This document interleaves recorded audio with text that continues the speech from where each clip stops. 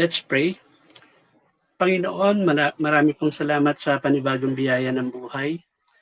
Maraming salamat po, Panginoon, sa patuloy na pag-iingat niyo sa amin sa COVID-19 virus. Patuloy po, humihingi kami ng kapatawaran sa aming mga kasalanang nagagawa. Linisin niyo po kami.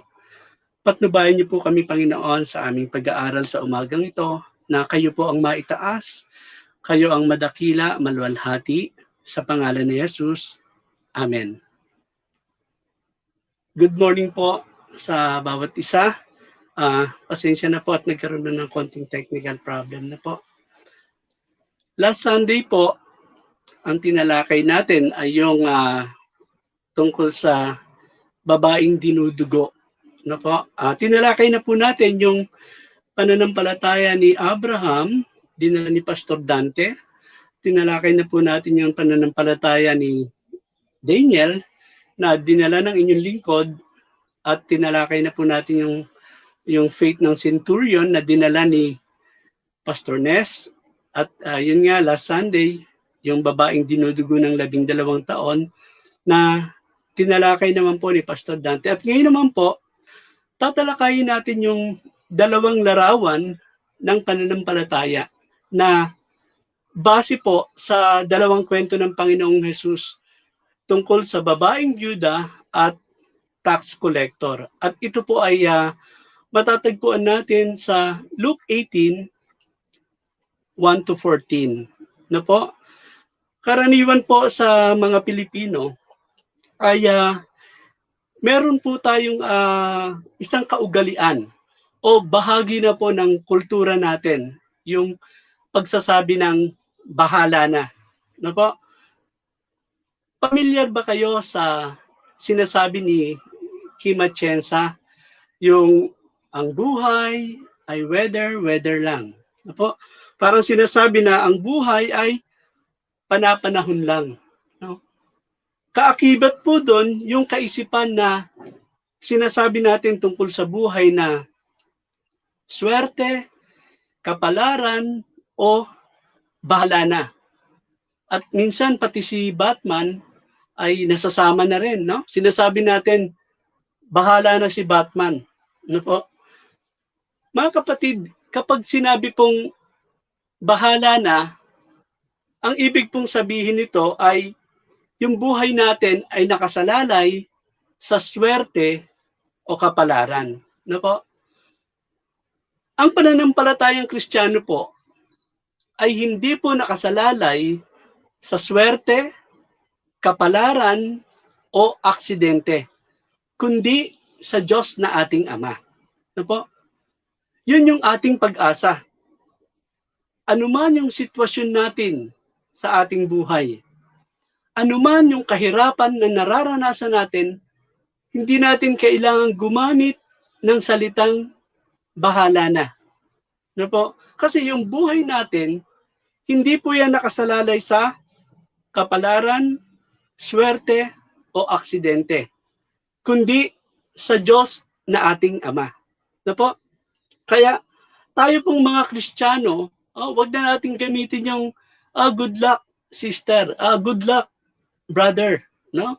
Ang swerte mo naman, nanalo ka, no? Hindi. Aksidente lang 'yan, no? Wala po tayong ganun, mga kapatid, no? At dito sa tatalakayin natin, makikita natin sa dalawang bahagi ng teksto natin sa Luke 18, 1-14, yung dalawang larawan po ng pananampalataya. Ito po yung totoong faith na ibang-iba sa bahala na. Sa verses 1-8, makikita po natin dito yung istorya na ginamit ni Jesus tungkol sa isang byuda.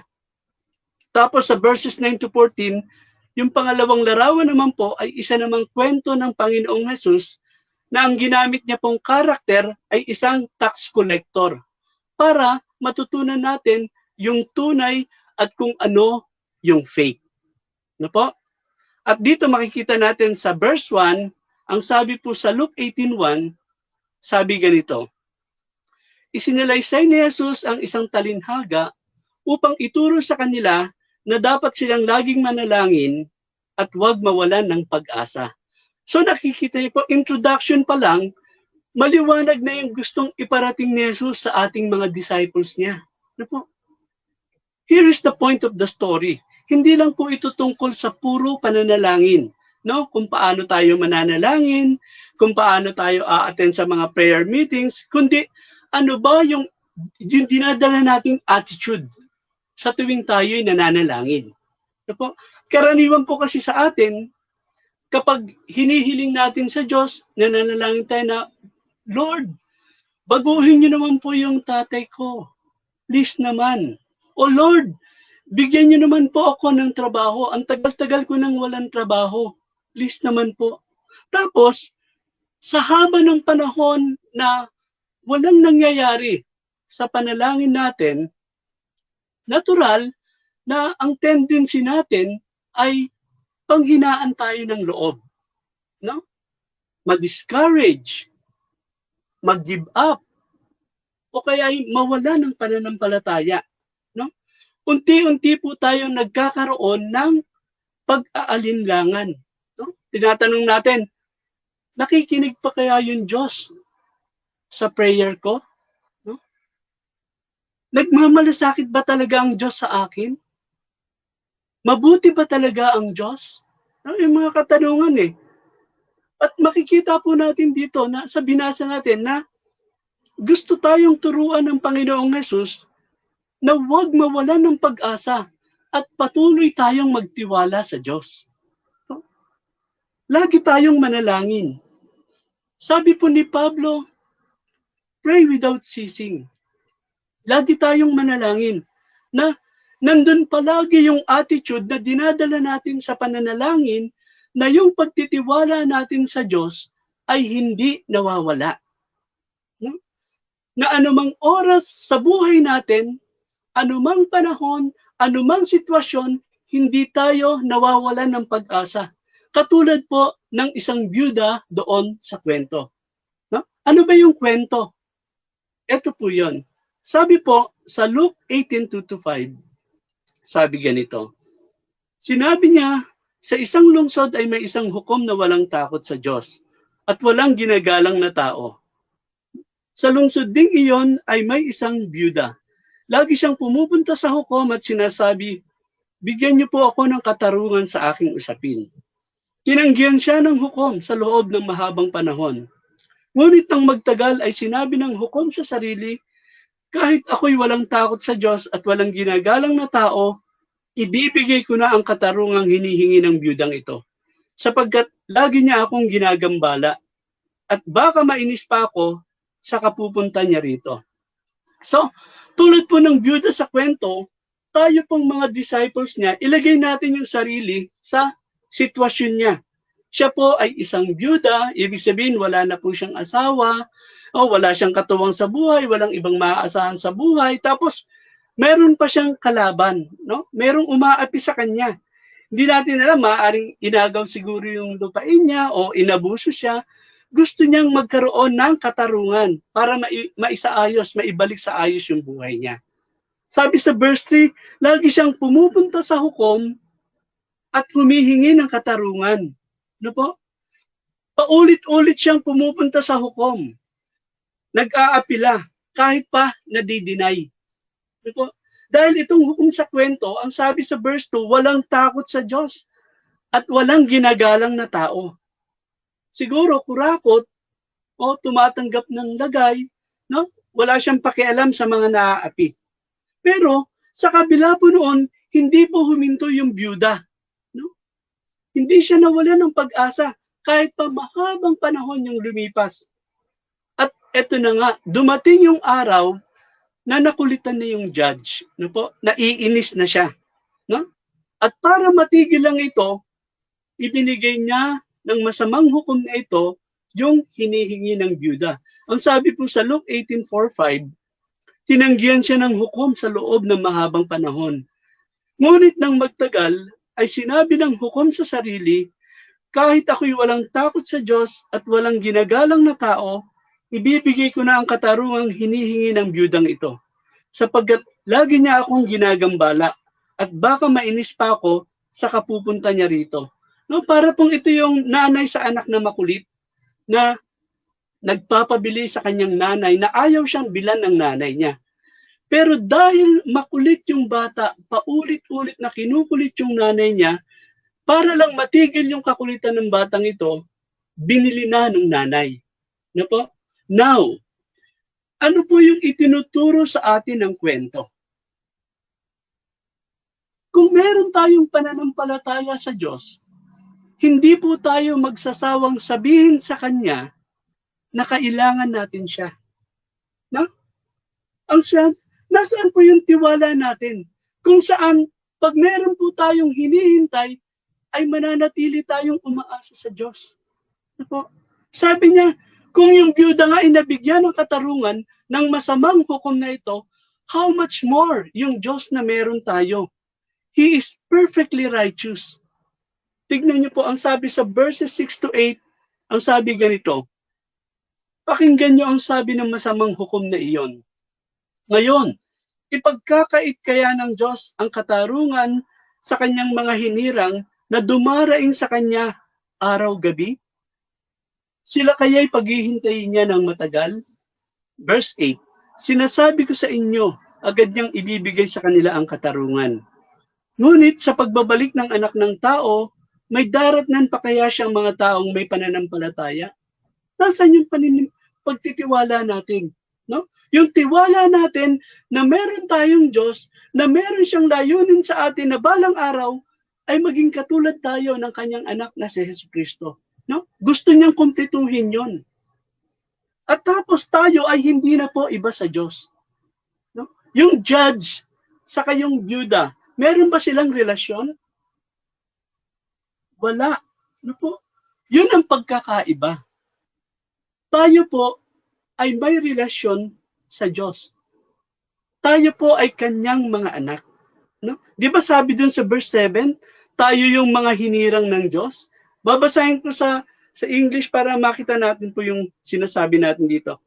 Even he rendered a just decision in the end. So don't you think God will surely give justice to his chosen people who cry out to him day and night? Will he keep putting them off? So tayo po ay mga pinili ng Diyos. Ibig sabihin, mahalaga tayo sa paningin ng Diyos. Ibig sabihin, lagi tayong iniisip ng Diyos. Ibig sabihin, sa puso po ng Diyos, gusto niyang ibigay sa atin kung ano yung makakabuti sa atin. No? Now, paghihintayin ba tayo ng Diyos ng matagal? Yes or no? Sabi ni Jesus, hindi. Sabi niya sa verse 8, agad niyang ibibigay sa atin yung katarungan. Amen? Amen, amen tayo. Baka sa loob-loob natin, Pastor, pinaghihintay nga ako ng matagal ng Diyos eh. Ang tagal-tagal ko na nananalangin pero wala pa rin pagbabago sa buhay ko. Listen, mga kapatid. Tandaan po natin na ang timetable ng Diyos ay iba sa timetable natin. Tandaan po natin yan. Nadidelay yung mga hinihiling natin sa Diyos kasi sa pananaw natin ay delayed. Pero sa pananaw po ng Diyos, it's always on time. Na po? Yung kanyang timing is always perfect. Hindi nauuna, hindi nauhuli. Akala natin delayed. Kasi akala natin mas marunong tayo kaysa sa Diyos.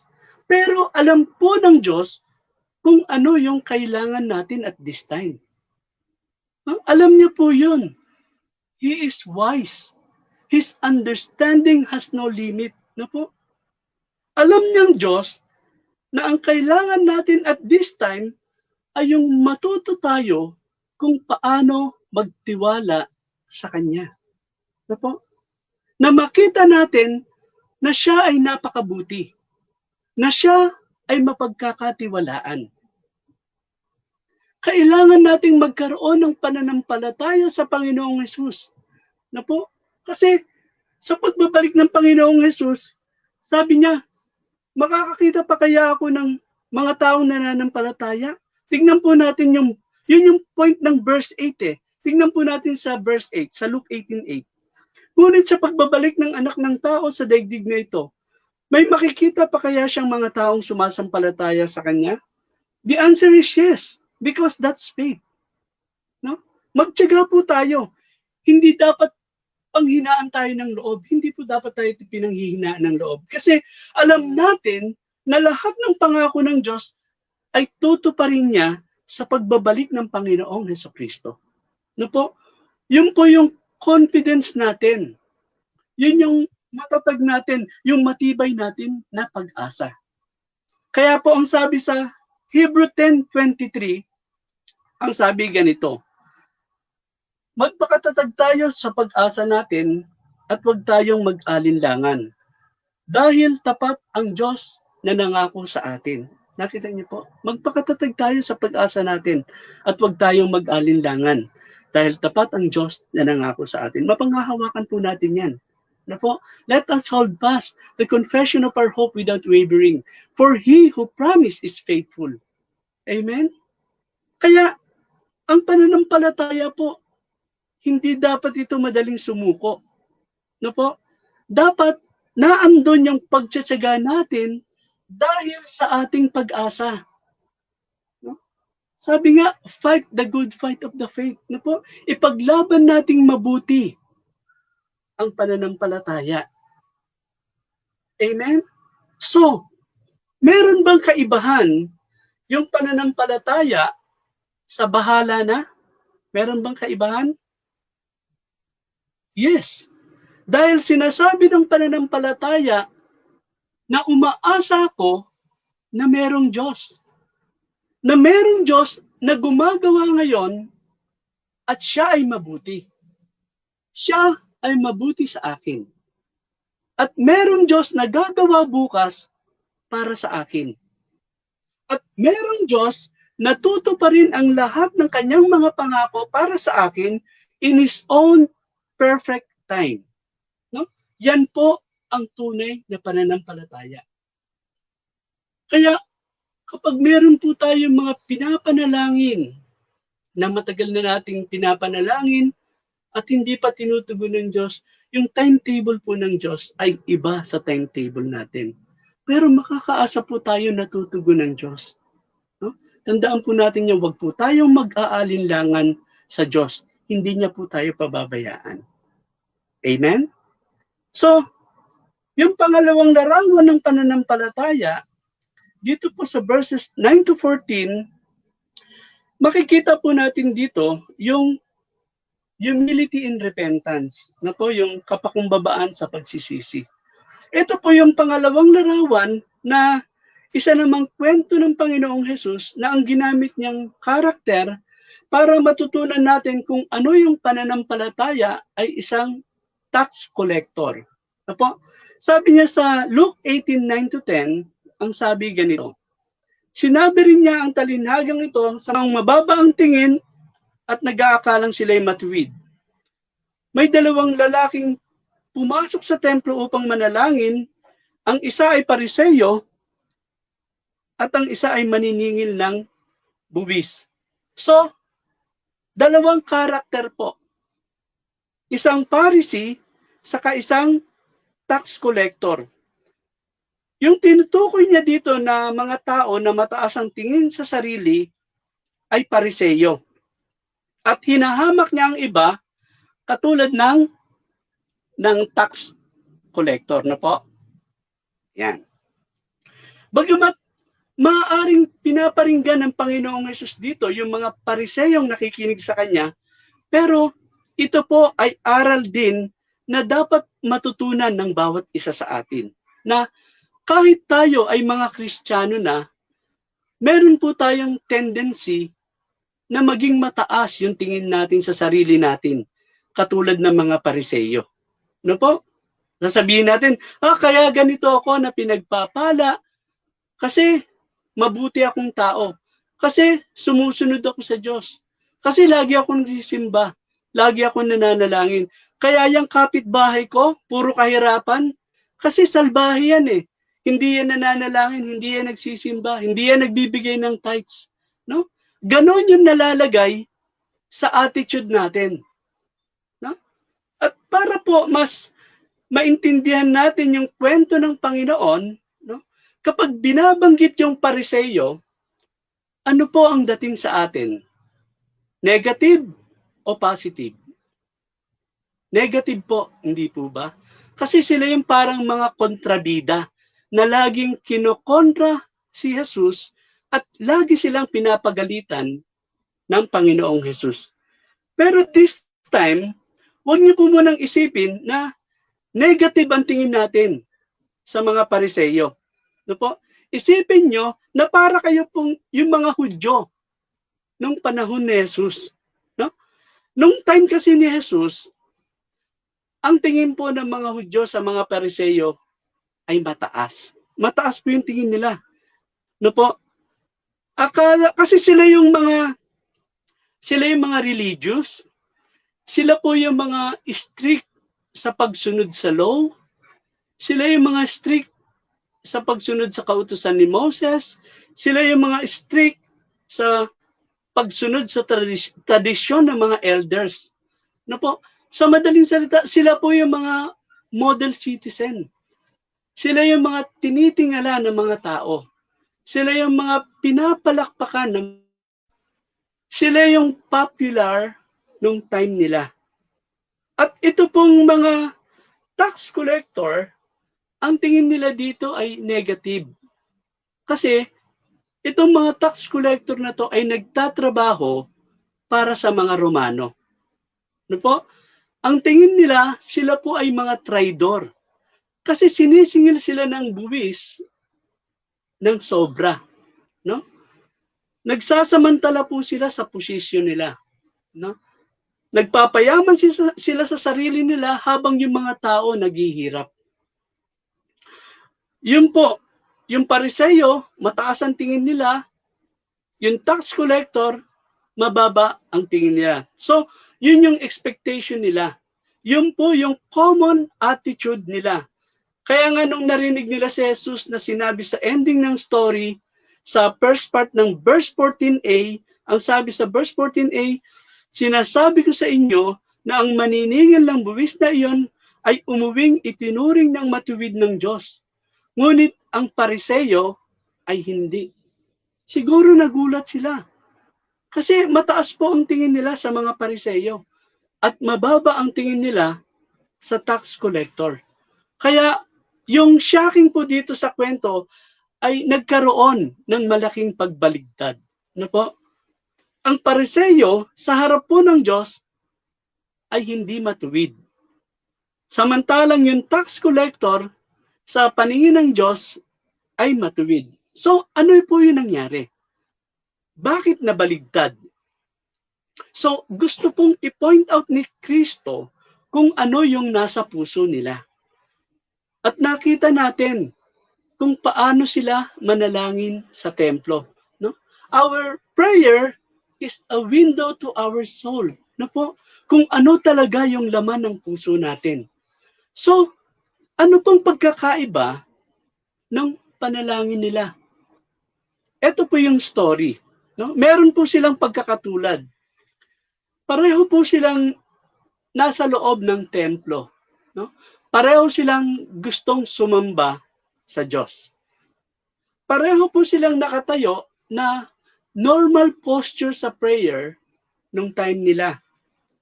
Tapos, pareho nilang sinabi sa prayer, O Diyos. No? Hanggang dun lang yung pagkakaparehas nila. No?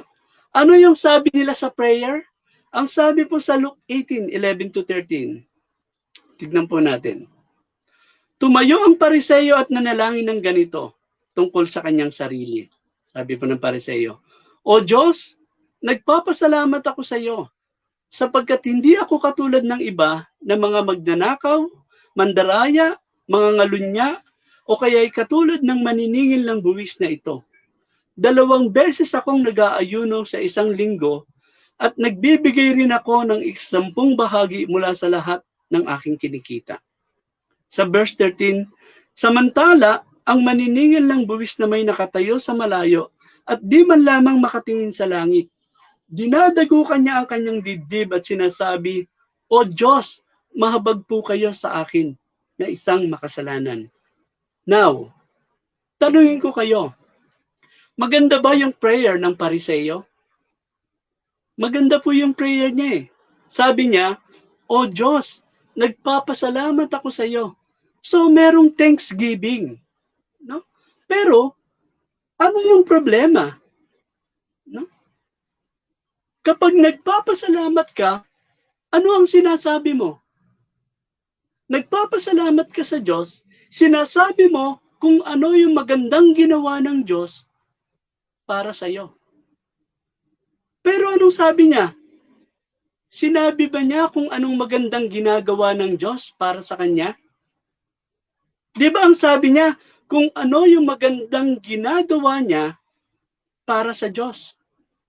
Ang sabi niya sa prayer niya, ako ay nag-aayuno 2 beses sa isang linggo.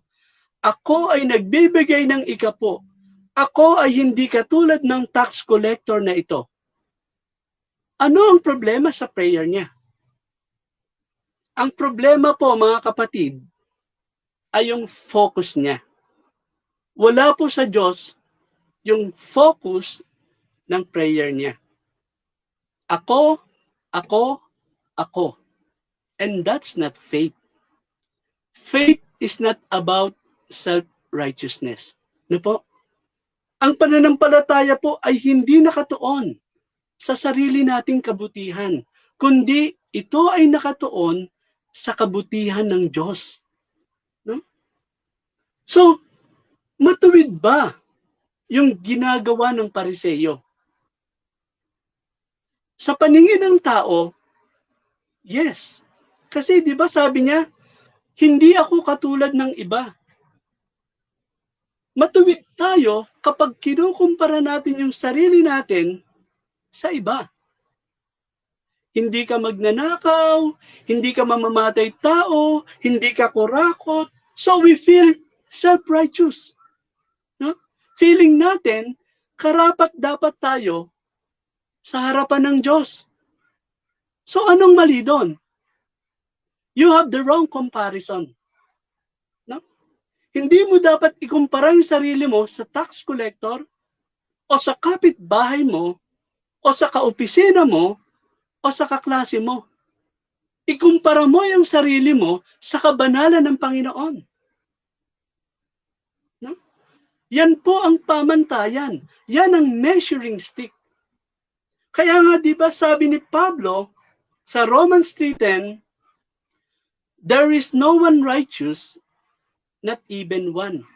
No? Wala pong taong matuwid, wala kahit isa. No? Ang sabi po sa Romans 3:23, for all have sinned and fall short of the glory of God. No? Ang lahat daw po ay nagkasala at walang nakaabot sa kalwalhatian ng Diyos. Walang nakaabot sa pamantayan ng Diyos. Walang karapat-dapat sa paningin ng Diyos. So ito po yung standard ng Diyos.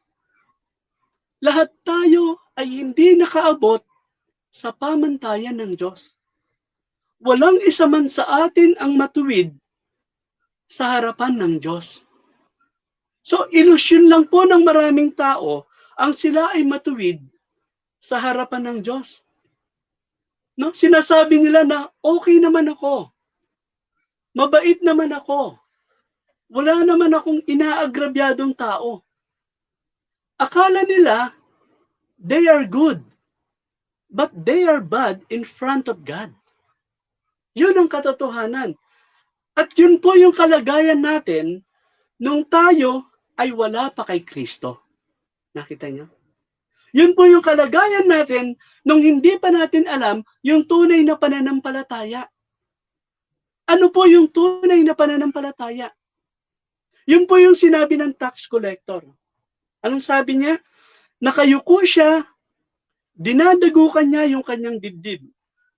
Kasi alam niya sa sarili niya na siya ay hindi karapat-dapat sa harapan ng Diyos.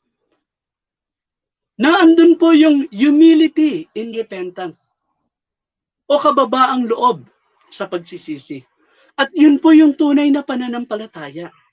No? Binababa po natin yung sarili natin. Kinikilala natin na tayo ay makasalanan sa harapan ng Diyos. Anong sabi niya sa Luke 18:13? O Diyos, mahabag po kayo sa akin na isang makasalanan. O God, be merciful to me, for I am a sinner. No? Tulad din po yan ng prayer ni David. Sa Psalm 51 verse 1, ang sabi po ganito, O Diyos, kaawaan niyo po ako, ayon sa inyong tapat na pagmamahal, at ayon sa inyong labis na pagmamalasakit sa akin. Ang lahat ng pagsuway ko ay inyong pawiin, at ako'y patawarin. So, sa paningin ng Diyos, dahil sa kasalanan ng tao, tayo pong lahat ay hindi katanggap-tanggap. Hanggang magpakumbaba tayo sa harapan ng Diyos sa pagsisisi. At sabihin natin, Panginoon, hindi po ako karapat-dapat. Ako po ay makasalanan. Ang tanging pag-asa ko ay ang inyong awa at habag at pag-ibig na nanggagaling sa inyo. Yun ang pananampalataya. Nakita niyo po? Kaya sabi sa Luke 18:14b, ang sabi ganito, sapagkat ang sino mang nagmamataas ay ibababa, at ang nagpapakumbaba ay itataas. Tulad po ng Pariseyo na nagmamataas, siya po ay ibinaba ng Diyos. Samantalang yung tax collector na nagpapakumbaba, siya po ay itinaas ng Diyos. Tandaan po natin na ang kababaang loob ay kasama sa pananampalataya. Hindi po siya pwedeng ihiwalay. Ang tax collector ang itinuring na matuwid ng Diyos. So, ipinapakita ng Diyos ang kanyang awa at biyaya sa mga taong kumikilala sa Kanya na siya'y kailangan nila.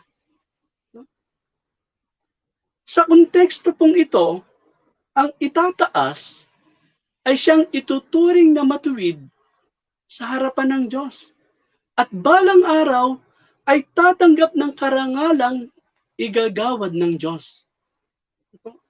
At tayo po yun, na mga umaasa sa Diyos at nagtitiwalang si Kristo lang ang pag-asa natin. Amen? So, dapat naandun po yung kapakumbabaan natin. Na kapag nananalangin tayo, tandaan po natin na hindi po puro ako. Dapat ipinagpapasalamat natin yung mga kabutihang ginagawa ng Diyos sa ating buhay. At hindi po natin dapat ikinukumpara yung sarili natin sa iba. Na po? Ikumpara natin yung sarili natin sa kabanalan ng Panginoon at makikita natin yung sarili natin. No? Tandaan po natin na sa ating pananalangin, dapat naandun po lagi yung attitude na dinadala natin na yung pagtitiwala natin sa Diyos ay hindi nawawala. Na anuman ang pinagdadaanan natin, hindi tayo nawawala ng pag-asa. Dahil alam natin na hindi tayo pababayaan ng Diyos. Dahil tayo ay kanyang mga anak. Katulad po ng byuda. Na po, alam niya na kailangan niya yung judge. Na kahit nadidinay siya, paulit-ulit pa rin siyang pumupunta dahil kailangan niya yung judge. At ipinagkaloob sa kanya yung katarungan ng masamang hukom na ito. How much more yung Diyos na pinaglilingkuran natin? No? Kaya kung meron tayong mga pinapanalangin na matagal na nating hindi na sinasagot ng Panginoon, magpatuloy lang po tayo. Iba yung timetable ng Diyos sa timetable natin. No? Hindi po tayo dapat nawawalan ng pag-asa. Yung byuda at yung judge, wala po silang relasyon. Pero pinakita ng Panginoong Hesus, ibinigay ng masamang hukom na yun ang katarungan sa byuda, bagamat wala silang relasyon. How much more yung Diyos na meron tayo, na righteous, at tayo ay may relasyon sa Kanya. Nakita niyo po? Hindi niya tayo pababayaan. Matuto tayong magtiwala, magtiyaga, at huwag mawala ng pag-asa. No po? Tandaan po natin, kung meron tayong pananampalataya sa Diyos, hindi po tayo magsasawa na sabihin sa Kanya na kailangan natin siya. No? At dito po, sa pangalawang kwento na to, makikita po natin yung humility and repentance. No po? Yung kababaang loob sa pagsisisi. Tandaan po natin to, nakikita po ng Diyos ang ating puso. Tuwing tayo po ay mananalangin, nakikita niya yung ating puso. No po? Tandaan natin na ang kababaang loob, ito po ay kasama sa pananampalataya. Hindi siya pwedeng ihiwalay. No po?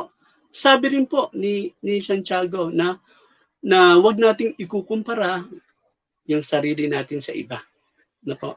Tandaan po natin na kung tayo po ay magpapakumbaba sa harapan ng Diyos, tayo po ay Kanyang itataas. Patuloy po tayong magtiwala sa Diyos. Patuloy po tayong huwag mawalan ng pag-asa dahil hindi po tayo pababayaan ng Diyos. Amen? Tayo po'y manalangin. O Yahweh, Diyos na makapangyarihan sa lahat, patuloy po, Ama, nagpapasalamat po kami, Panginoon, sa katotohanan ng inyong salita. Panginoon, patuloy niyo pong dagdagan ng aming pananampalataya. Tulungan niyo po kami, Panginoon, na patuloy na magtiwala sa inyo. Palakasin niyo po ang aming pananampalataya, Ama. At nawa, Panginoon, masumpungan niyo po kami na sa mga huling araw ng aming buhay, Panginoon, ay patuloy kaming nananampalataya sa inyo, Panginoon. Salamat po sa inyong kabutihan sa amin. Salamat po sa pag-iingat. Sa pangalan ni Jesus, ito pong aming dalangin at pasalamat. Amen. Magandang umaga po sa inyong lahat. Good morning po. Ang mababa ang tingin at nag-aakalang sila'y matuwid. May dalawang lalaking pumasok sa templo upang manalangin. Ang isa ay Pariseyo at ang isa ay maniningil ng buwis. So, dalawang karakter po. Isang Pharisee saka isang tax collector. Yung tinutukoy niya dito na mga tao na mataas ang tingin sa sarili ay Pariseyo. At hinahamak niya ang iba katulad ng tax collector na po. Yan. Bagamat maaaring pinaparinggan ng Panginoong Hesus dito yung mga Pariseyong nakikinig sa Kanya, pero ito po ay aral din na dapat matutunan ng bawat isa sa atin. Na kahit tayo ay mga Kristiyano na, meron po tayong tendency na maging mataas yung tingin natin sa sarili natin, katulad ng mga Pariseyo. No po? Sasabihin natin, kaya ganito ako na pinagpapala kasi mabuti akong tao. Kasi sumusunod ako sa Diyos. Kasi lagi akong nagsisimba. Lagi akong nananalangin. Kaya yung kapitbahay ko, puro kahirapan. Kasi salbahe yan eh. Hindi yan nananalangin, hindi yan nagsisimba, hindi yan nagbibigay ng tithes. No? Ganon yung nalalagay sa attitude natin. No? At para po mas maintindihan natin yung kwento ng Panginoon, no? Kapag binabanggit yung Pariseyo, ano po ang dating sa atin? Negative o positive? Negative po, hindi po ba? Kasi sila yung parang mga kontrabida na laging kinokontra si Jesus at lagi silang pinapagalitan ng Panginoong Jesus. Pero this time, huwag niyo po munang isipin na negative ang tingin natin sa mga Pariseyo. No po? Isipin nyo na para kayo pong yung mga Hudyo nung panahon ni Jesus. No? Nung time kasi ni Jesus, ang tingin po ng mga Hudyo sa mga Pariseyo ay mataas. Mataas po yung tingin nila. No po? Akala, kasi sila yung mga religious. Sila po yung mga strict sa pagsunod sa law. Sila yung mga strict sa pagsunod sa kautusan ni Moses. Sila yung mga strict sa pagsunod sa tradisyon ng mga elders. No po? Sa madaling salita, sila po yung mga model citizen. Sila yung mga tinitingala ng mga tao. Sila yung mga pinapalakpakan ng sila yung popular nung time nila. At ito pong mga tax collector, ang tingin nila dito ay negative. Kasi itong mga tax collector na to ay nagtatrabaho para sa mga Romano. Ano po? Ang tingin nila, sila po ay mga traidor. Kasi sinisingil sila ng buwis ng sobra. No? Nagsasamantala po sila sa posisyon nila. No? Nagpapayaman sila sa sarili nila habang yung mga tao naghihirap. Yun po, yung Pariseyo, mataas ang tingin nila. Yung tax collector, mababa ang tingin nila. So, yun yung expectation nila. Yun po yung common attitude nila.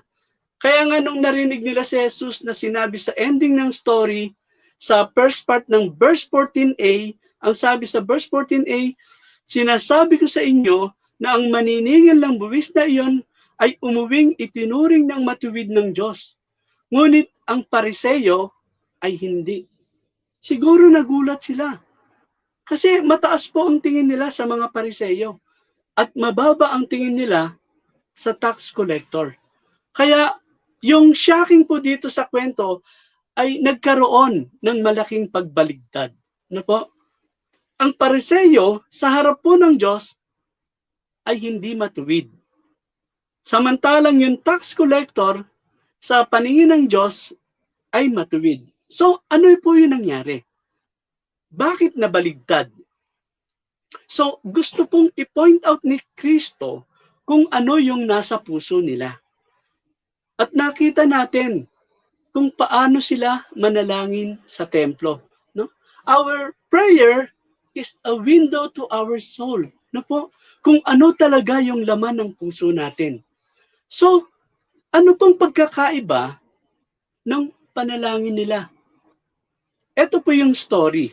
No? Meron po silang pagkakatulad. Pareho po silang nasa loob ng templo. No? Pareho silang gustong sumamba sa Diyos. Pareho po silang nakatayo na normal posture sa prayer nung time nila. Tapos, pareho nilang sinabi sa prayer, O Diyos. No? Hanggang dun lang yung pagkakaparehas nila. No? Ano yung sabi nila sa prayer? Ang sabi po sa Luke 18:11-13. Tignan po natin. Tumayo ang Pariseyo at nanalangin ng ganito tungkol sa kanyang sarili.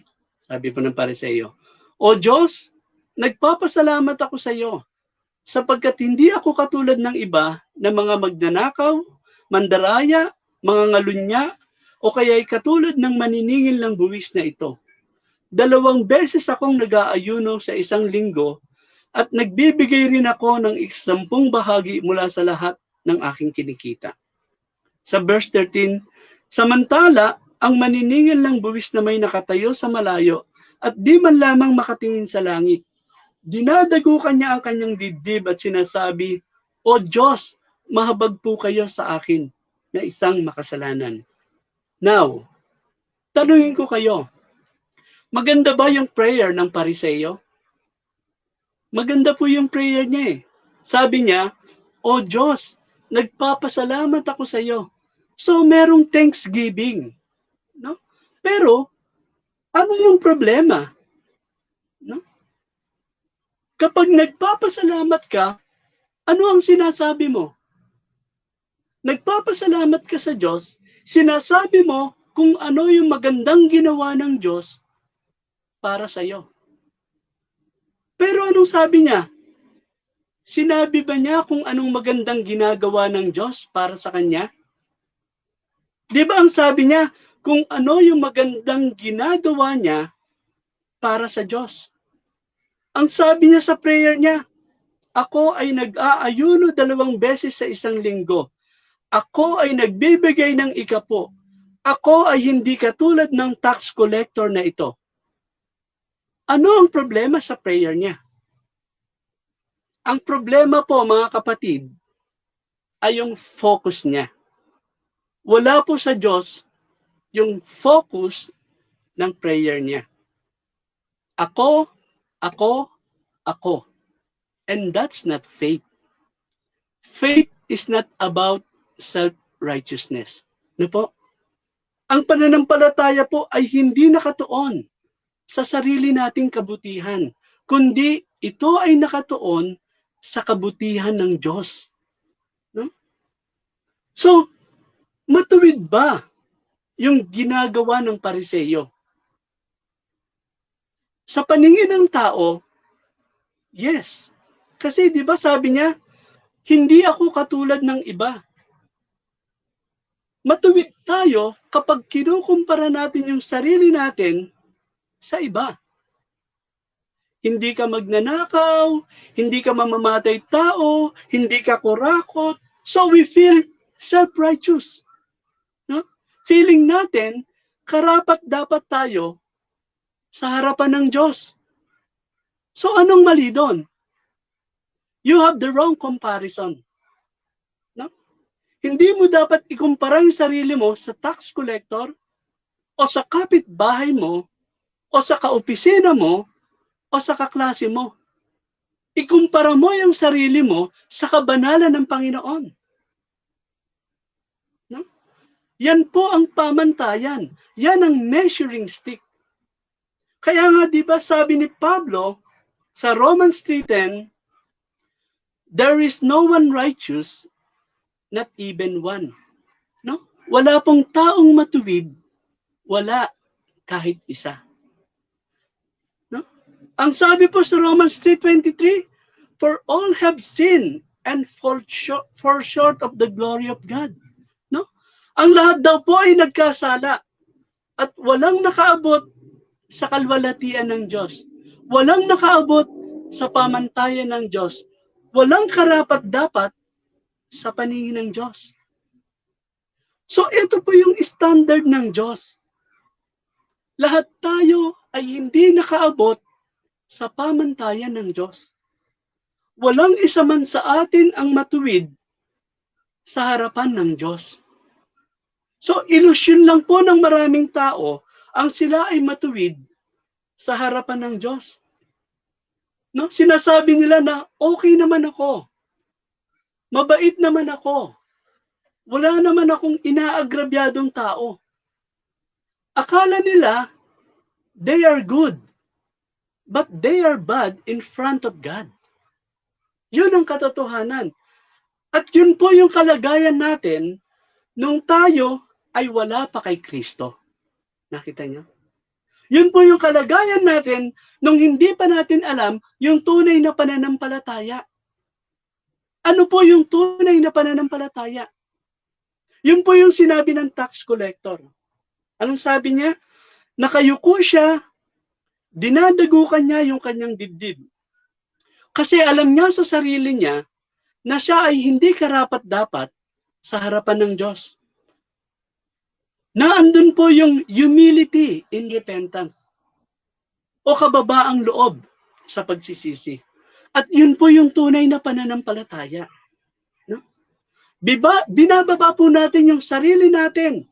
Kinikilala natin na tayo ay makasalanan sa harapan ng Diyos. Anong sabi niya sa Luke 18:13? O Diyos, mahabag po kayo sa akin na isang makasalanan. Oh God, be merciful to me, for I am a sinner. No? Tulad din po yun ng prayer ni David. Sa Psalm 51 verse 1, ang sabi po'y ganito, O Diyos, kaawaan niyo po ako, ayon sa inyong tapat na pagmamahal. at ayon sa inyong labis na pagmamalasakit sa akin. Ang lahat ng pagsuway ko ay inyong pawiin at ako'y patawarin. So, sa paningin ng Diyos, dahil sa kasalanan ng tao, tayo pong lahat ay hindi katanggap-tanggap. Hanggang magpakumbaba tayo sa harapan ng Diyos sa pagsisisi. At sabihin natin, Panginoon, hindi po ako karapat-dapat. Ako po ay makasalanan. Ang tanging pag-asa ko ay ang inyong awa at habag at pag-ibig na nanggagaling sa inyo. Yun ang pananampalataya. Nakita niyo po? Kaya sabi sa Luke 18:14b, ang sabi ganito, sapagkat ang sino mang nagmamataas ay ibababa, at ang nagpapakumbaba ay itataas. Tulad po ng Pariseyo na nagmamataas, siya po ay ibinaba ng Diyos. Samantalang yung tax collector na nagpapakumbaba, siya po ay itinaas ng Diyos. Tandaan po natin na ang kababaang loob ay kasama sa pananampalataya. Hindi po siya pwedeng ihiwalay. Ang tax collector ang itinuring na matuwid ng Diyos. So, ipinapakita ng Diyos ang kanyang awa at biyaya sa mga taong kumikilala sa kanya na siya'y kailangan nila.